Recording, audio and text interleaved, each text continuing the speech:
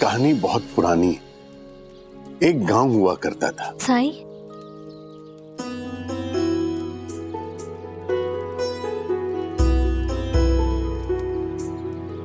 साईं, आपको बचपन से देखा है और मैं जानती हूँ आपने इनके भले के लिए ही इन्हें भिक्षा मांगने का कार्य दिया है।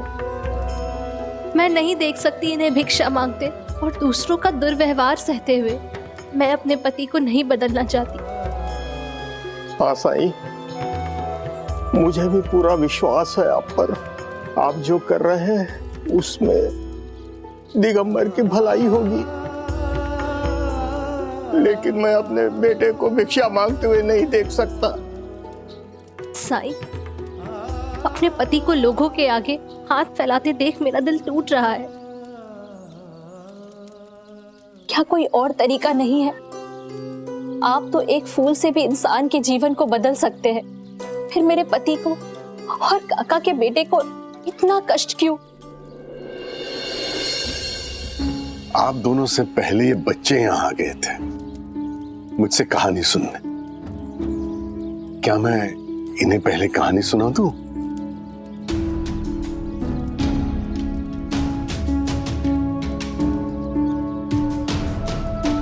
साईं, हम तो कभी भी कहानी सुन सकते हैं। आप इनकी मदद कर दीजिए। कहानी जरूरी नहीं है। नहीं बाजी, कहानी बहुत जरूरी होती है, क्योंकि कहानी हमें जीने का सही ढंग सिखाती है, हमें प्रेरणा देती है। सिर्फ बच्चों के ही नहीं, कहानियां तो बड़ों के व्यक्तित्व को बनाने में भी बहुत महत्वपूर्ण भूमिका निभाती हैं। तो एक गांव हुआ करता था। वहां दोस्त रहते थे। एक आस्तिक था और दूसरा नास्तिक। दोनों नौकरी की तलाश में थे। नास्तिक आदमी को पहली ही कोशिश में नौकरी मिल गई। पगार भी अच्छी थी और वो बहुत खुश था। लेकिन उसका आस्तिक दोस्त बहुत मुश्किल में था। उसने एक बड़े साहूकार के पास काम करना शुरू कर दिया, लेकिन उस साहूकार ने उसे हिसाब में गड़बड़ करने के लिए कहा। वो आस्तिक था, इसलिए उसने मना कर दिया।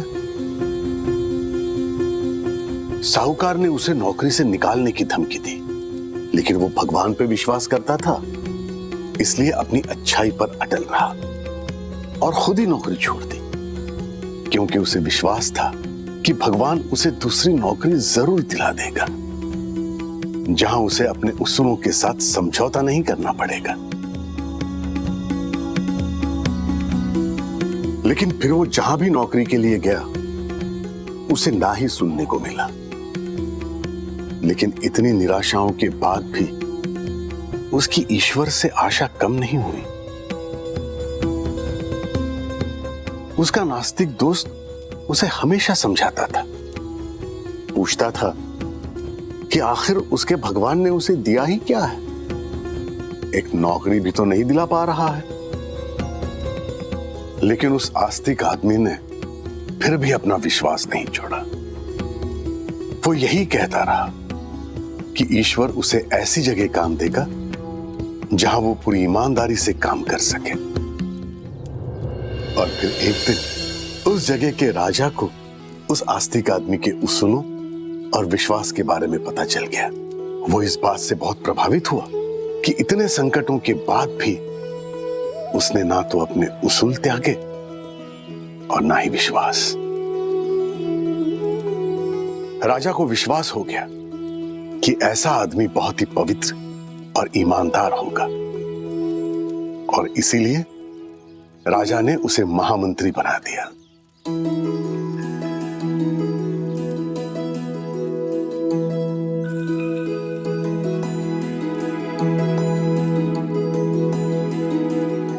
और ये देखकर उसका नास्तिक दोस्त भी आस्तिक बन गया।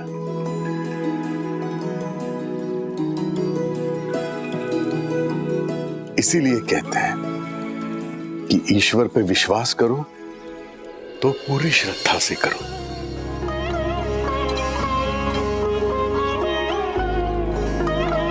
मैं ईश्वर तो नहीं हूं, उसका बंदा हूं।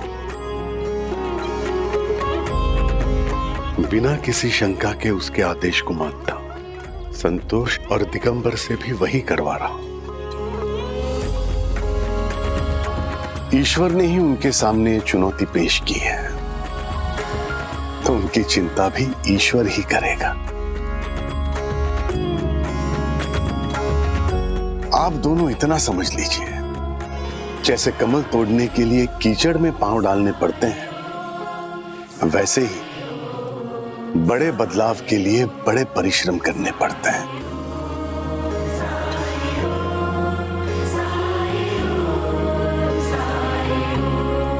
उन्हें मेहनत करने दीजिए, बाकी अल्लाह मालिक।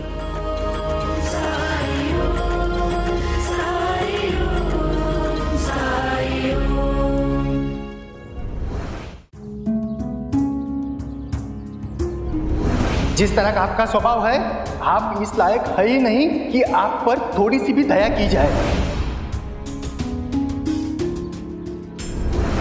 आपको भिक्षा नहीं देनी है तो आप भिक्षा मत दीजिए, लेकिन अब आप दिगंबर जी को एक शब्द और नहीं कहेंगे।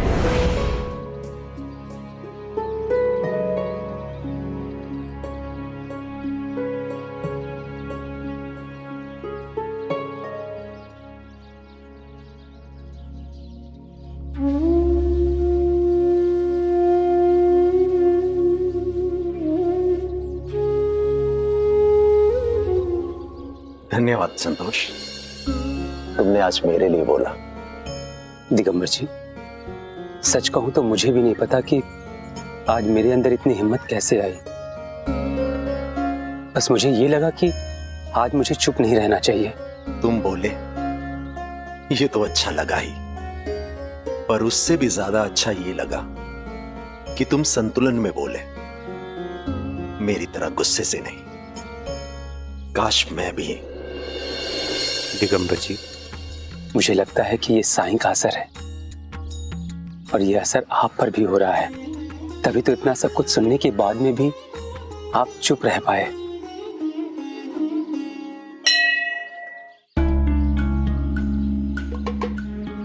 वो देखिए, चलिए उससे भिक्षा मांगते हैं। चलो।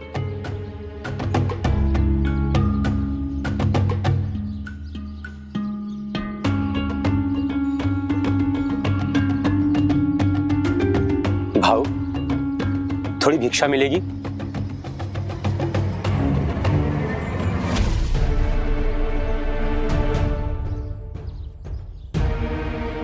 राजकुमार,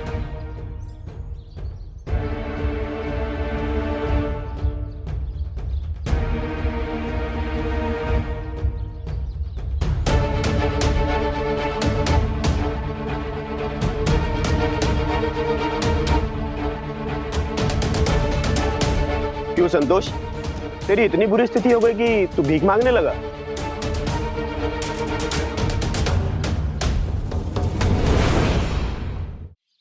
संतोष, कौन है ये और तुमसे इतनी बदतमीजी से बात क्यों कर रहा है?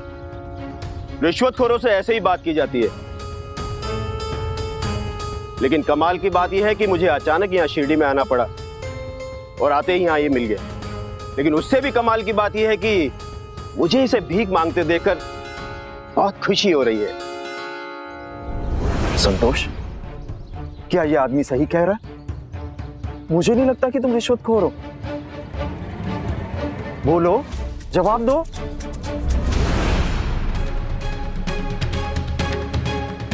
साहब, आपका ये क्लर्क संतोष अव्वल दर्जे का रिश्वतखोर है। मेरा सरकारी काम करने के लिए आपके इस क्लर्क ने मुझसे रिश्वत मांगी है। संतोष, क्या ये सच है? बोलो संतोष।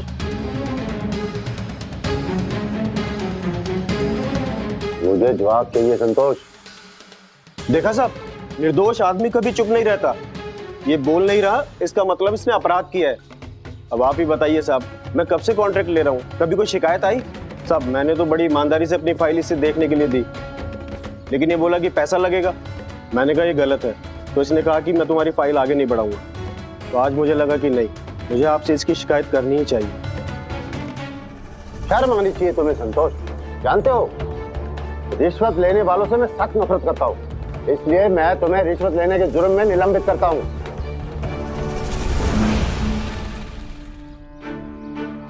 यदि ये तुम पे झूठा आरोप लगा रहा है तो बोलो इसको चुप रहने के लिए।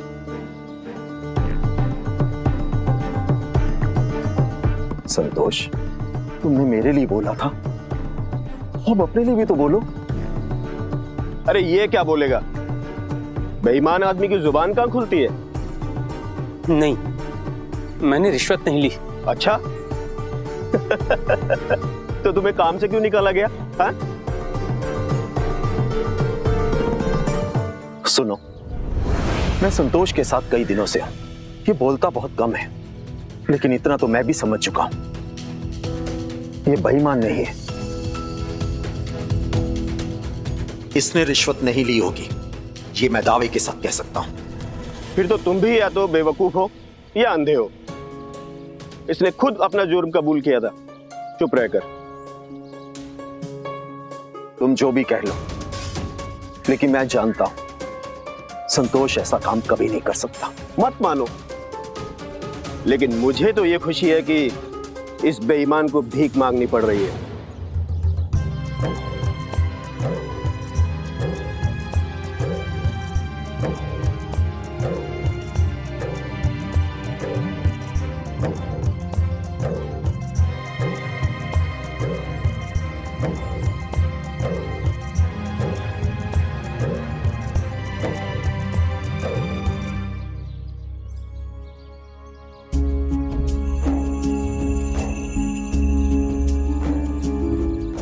संतोष, क्या हुआ?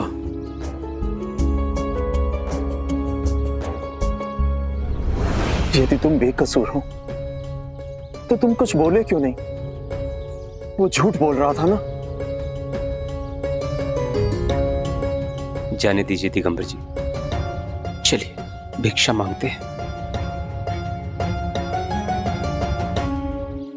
नहीं संतोष, साईं का हमें भिक्षा मांगने के लिए कहना और भिक्षा मांगते वक्त राजकुमार का मिलना, ये इशारा है कि तुम्हें सच कहना होगा। सच कहना होगा? किससे दिगंबर जी? जाने दीजिए, अब सच कहने से कोई फायदा नहीं होगा, बहुत देर हो चुकी है। नहीं संतोष, देर नहीं हुई है। इस इलाके के इंस्पेक्टर को मैं अच्छी तरह से जानता हूं। वो पहले मेरे ही क्षेत्र में कार्य करता था, बहुत ही ईमानदार है। तुम चलो मेरे साथ, तुम्हारे साथ जो भी हुआ है वो सब सच सच बता दो।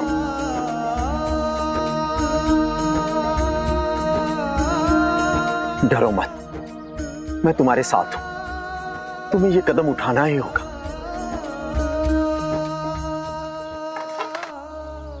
चलो। राम जी भला करे।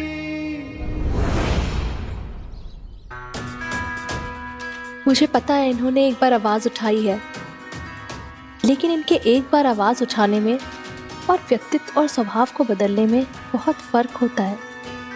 क्या इनकी ये चुप रहने की आदत इतनी जल्दी बदलेगी, या मैं ही कुछ असंभव की कामना कर रही हूँ? गौरी, मैं जानती हूँ कि तुम पर क्या बीत रही होगी, लेकिन मेरी मानो, साई से खुलकर बात करो। उन्हें बताओ तुम्हें जो भी लग रहा है, और फिर वो जो भी रास्ता दिखाए उस पर चलो।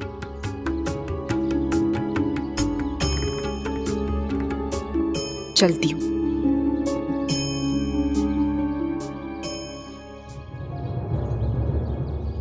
साई ने आज समझाया, फिर भी चिंता क्यों हो रही है?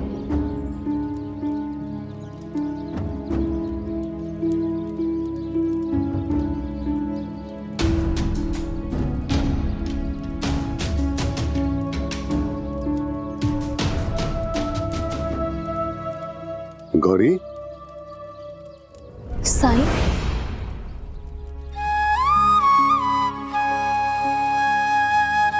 जरा इस मटकी को अंदर रख दो। दरअसल गर्मी बहुत बढ़ रही है, कुएं में पानी कम है, नदी जाना पड़ता है ताकि कुएं का पानी उन लोगों के लिए बचा रहे जो नदी जाने में असमर्थ है। मैं एक ही बार में ज्यादा पानी भर लाता हूं ताकि बार बार जाने की जरूरत ना पड़े। साईं, वो आपसे। मैं जानता हूं गौरी, और तुम्हारे सवालों के जवाब भी तुम्हें मिल जाएंगे, लेकिन अभी मुझे कहीं जाना है, कुछ काम है। तुम इस मटकी का ध्यान रखो।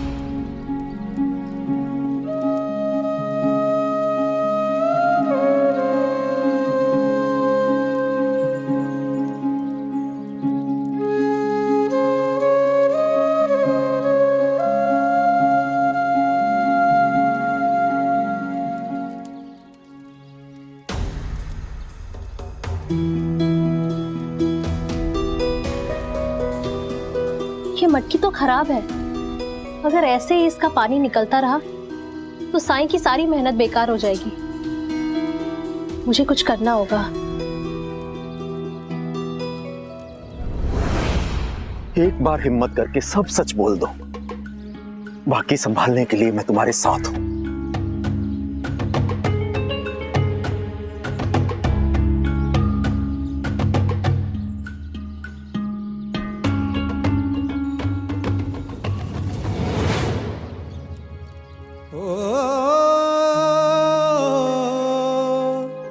सबक सबूरी के ही जिसने सिखाए,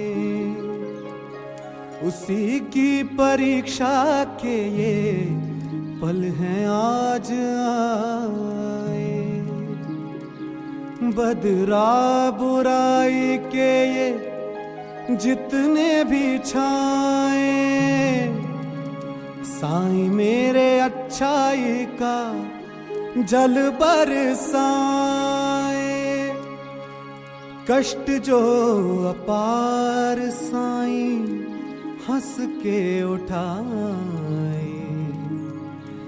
मन में साईं के क्या है कौन जान पाए। ओम साईं ओम।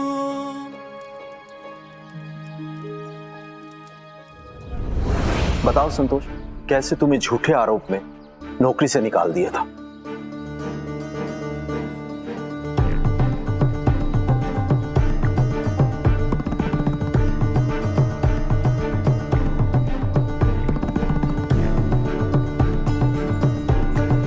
नहीं दिगंबर जी, मैं नहीं बता पाऊंगा।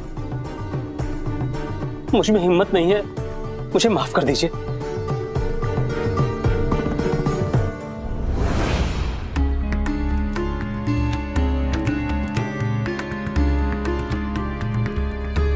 ये क्या हो रहा है?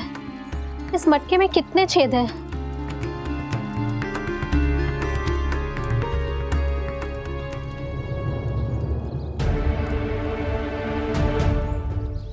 साईं, इस मटके में तो अनगिनत छेद हैं। इसे ठीक करना बेकार है। हम इस मटके का सारा पानी दूसरे मटके में डाल देते हैं।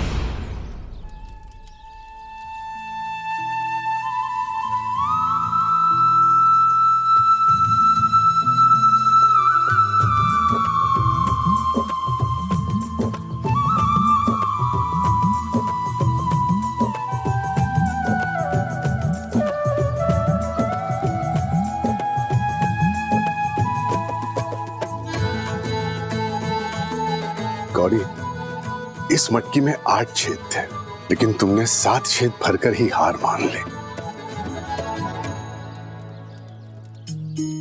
जीवन में ज्यादातर लोग मंजिल के करीब पहुंचकर ही हार मान लेते हैं और पीछे मुड़ जाते हैं, क्योंकि लोगों को यह पता ही नहीं होता कि मंजिल तो अगले कदम पर ही है।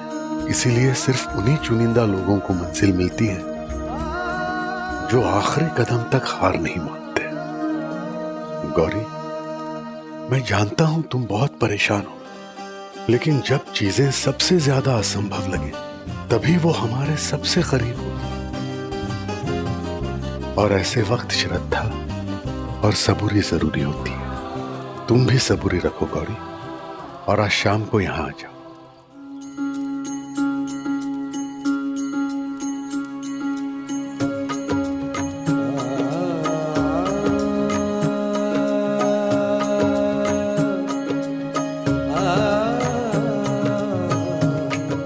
लीजिए। संतोष, पानी पानी पी, सब ठीक हो जाएगा।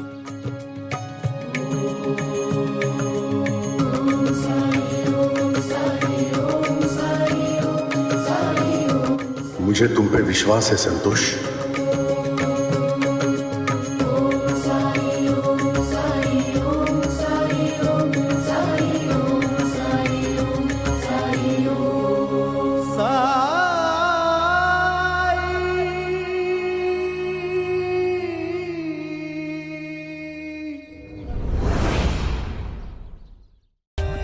For more updates, subscribe to our channel, click the show links and enjoy watching the videos.